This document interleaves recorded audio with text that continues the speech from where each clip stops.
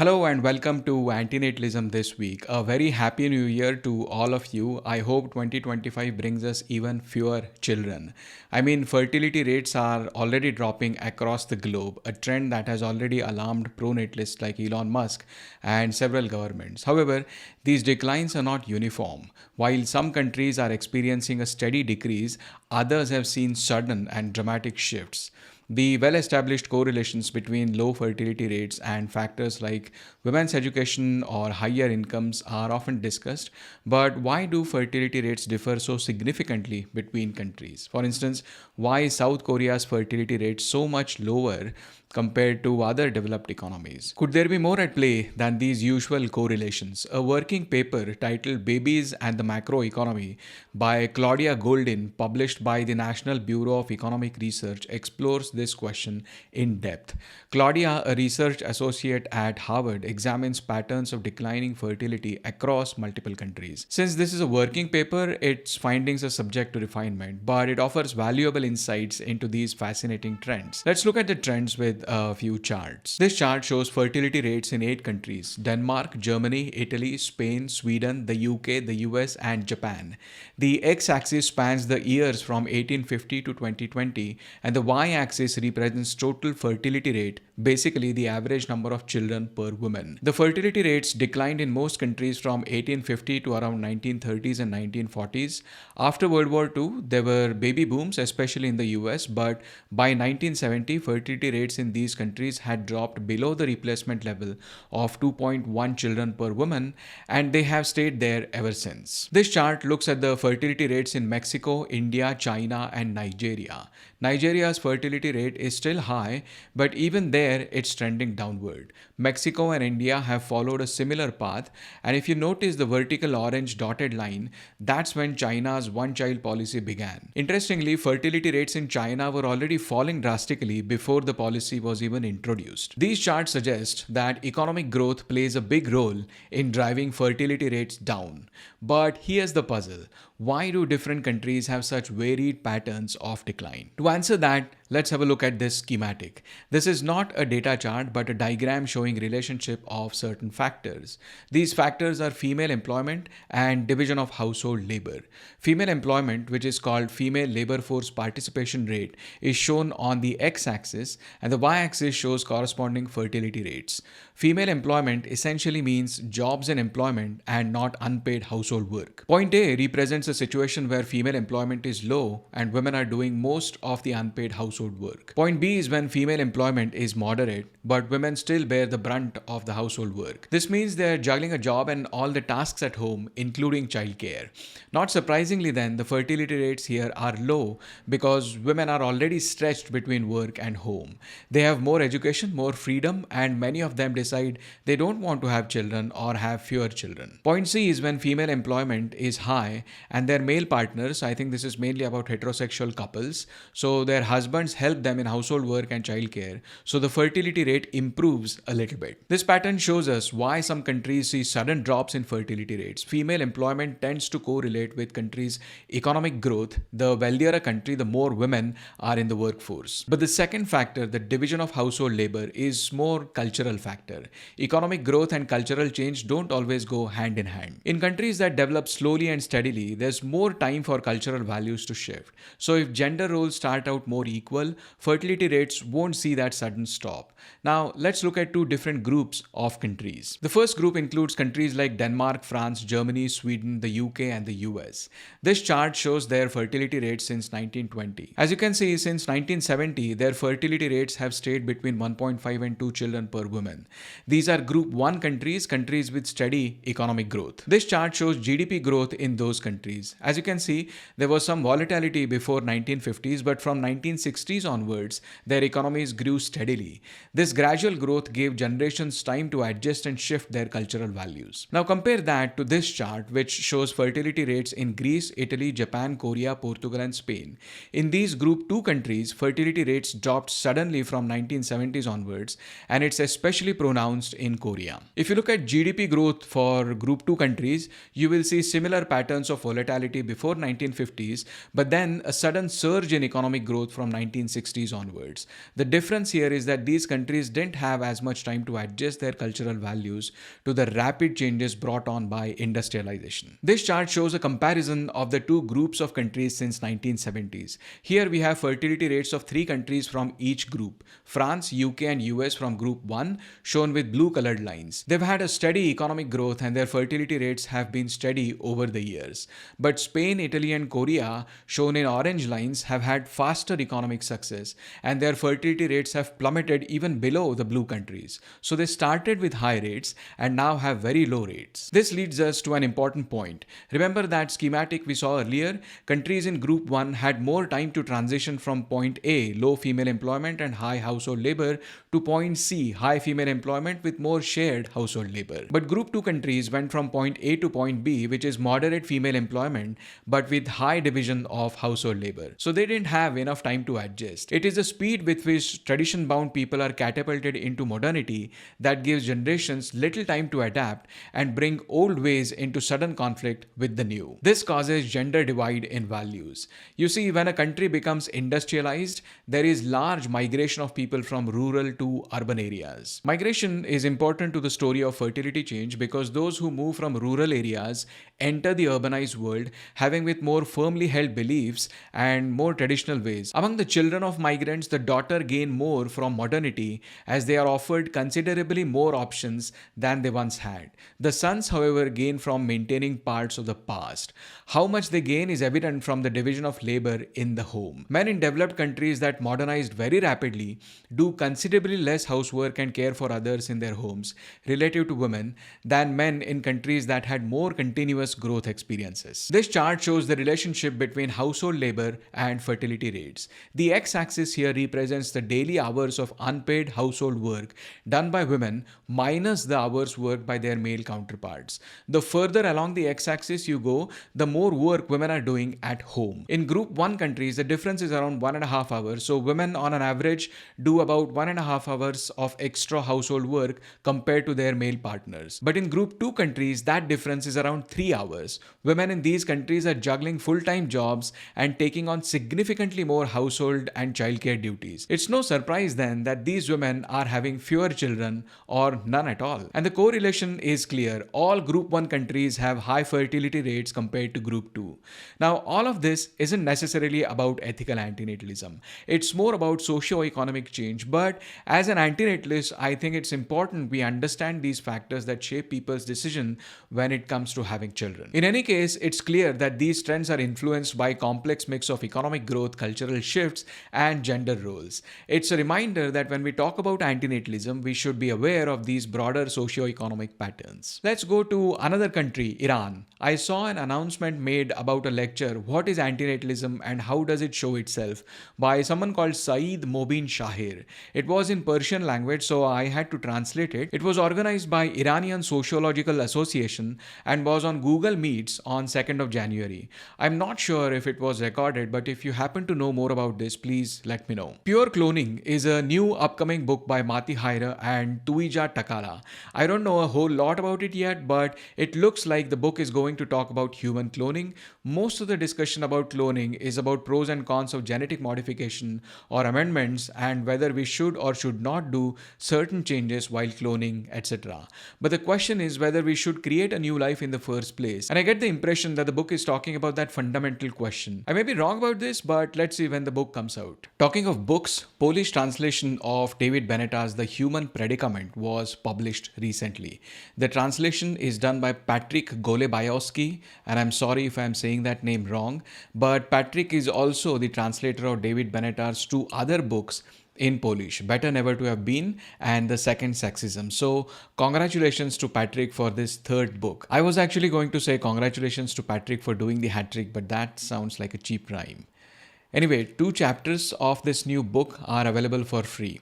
Chapter 1, Introduction, and Chapter 4, Why is There More Evil Than Good, are available on the publisher's website. I will include all the links in the description. Channel News Asia is a major news network in many Asian countries. They produced a documentary on fertility rates and the socio-economic situation in China, India, and Indonesia titled What Declining Fertility Means for Asia's Most Populous Countries, Shifting Horizons, China and India. While most of the documentary focused on populations and demographics, there was a small segment featuring a meeting of Child Free India group and showcasing Indian antinatalists. Although it was a brief part of the documentary, it is still significant considering the channel has over 2 million subscribers and the documentary has already been viewed 73,000 times at the time of this recording. I've got a correction to make regarding what I had said last week. I mentioned that 100th episode of the Exploring Antinatalism podcast would celebrate the 20th anniversary of Matti Hayry's paper on risk argument. But actually, it focused on the introduction of Efilism 2.0. The core idea behind Efilism 2.0 is not just opposing suffering, but also opposing the creation of any kind of need in the first place. This includes the deprivation of any kind of need. The concept of need here is similar to what David Benatar discusses in Better Never to Have Been, where he talks about 4 kinds of interests. Functional interests, this is an interest any artifact can have. Like for example, it is an interest of a car for it to be fueled in order for it to perform her assigned functionality. Biotic interests, these are functional interests held by biological beings like plants. Conscious interests, these are interests held by conscious beings. These interests themselves could be held unconsciously, but the being who has them is a conscious or sentient being, that is, they can suffer. And lastly, reflective interests. These are the interests of a self-aware being such that they can be interested in having those interests. David Benatar considers only the last two, that is, conscious and reflective interests, to be morally relevant. However, what Amanda proposes in Efilism 2.0 is also to consider biotic interests as morally relevant. Now, these are early days and I could have misunderstood a whole lot of what has been proposed here, but it's definitely a space to keep an eye on. And big congratulations to Amanda for her work in this area and on the well-deserved century of the Exploring Antinatalism podcast episodes. But the episode of celebrating 20 years of Matti Hayry's risk argument, 20 years on and still at risk, was also released. It mainly covered Matti's early articles from even before the risk argument, like if you must make babies, then at least make the best babies you can. Now, this might sound like Matti was a conditional pronatalist. Combine this with the fact that this was published in Human Fertility journal, makes the doubt even stronger. But Matti explains how this is not the case in this episode. Of course, the main article about risk argument was a rational cure for pre-reproductive stress syndrome. There were some excerpts read by Lawrence, and we could also see actor in Amanda. Matti qualified his risk argument though. The point is, whenever there is a certainty, it is not a risk argument. Imagine a pronatalist who says that life is generally good, there is only a small probability of it being bad, so we should have children. Now, a Benatarian might reject the idea that life is good. They would say, no, all life is bad. Now that is a certainty. Matti's point is we don't have to go that far. We can accept that there is only a probability that a certain life might turn out to be bad. And that is enough for us not to take that risk. In the episode, they also criticize analogies like rolling the dice, Russian roulette, and even their own Omela's child analogy for the risk argument. Overall, a very engaging and content-dense episode, so thanks to Matti, Amanda, and Lawrence for doing this. Lawrence made a video on why antinatalists should be vegan. This sort of is an extension of why other animals are also subjects of antinatalism. He starts with definitions and then covers our duties, the actual connection between the two isms, some aspects of community building around the two, and some objections as well. Very good video to watch. The video, Why Has Everyone Stopped Having Children, has gained more than 400,000 views and was created by a channel called Thoughty2, which has over 5 million subscribers. This video primarily focuses on presenting factual data, exploring the reasons behind declining fertility rates, and examining the economic and social consequences of this trend. The facts presented in this video could definitely be up for debate among demographers. However, I'm more interested in challenging some of the assumptions made which were only addressed in the last minute and a half of the video. It's here where the video touches on deeper assumptions that I think are worth questioning. If you don't already have children, whether you decide to have them or not is ultimately a personal choice, and there's no doubt about it. Well, it is not, because if you decide to have a child, there is a third person involved who will have to go through the suffering of life in order to enjoy the benefits they were not deprived of in the first place. So it is not a personal choice. If you're in your 20s or 30s, it's probably harder to raise a family today than ever before since the end of the Second World War. But as we continue to head at full speed into a brave new world of AI, tech, endless engagement, and constant choice, perhaps it's important that we don't erode the cultural and spiritual pillars laid down by our ancestors. Well, why? What are the cultural pillars anyway? What is culture? It is a way of life, certain customs, certain beliefs, certain ways of doing things by a certain group of people. These ways are constantly mutating and changing. Take language, for example. If you listen to English from, let's say, 15th century, you won't understand a word even if you are a native English speaker of today's English. And there are videos showing this, by the way, on YouTube. It is quite fun to listen to these videos. He had a ground seer when he was the age. He had a ground seer sat with me in our house. It was a few stones from here on the horseback going south. Do you remember?